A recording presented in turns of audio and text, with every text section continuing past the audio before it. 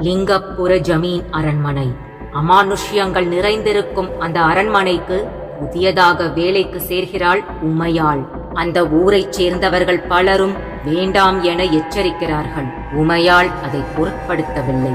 அரண்மனைக்குள் சென்ற முதல் நாளில் இருந்தே திகில் அனுபவங்கள். அப்படி அந்த அரண்மனைக்குள் இருக்கும் மர்மம் என்ன?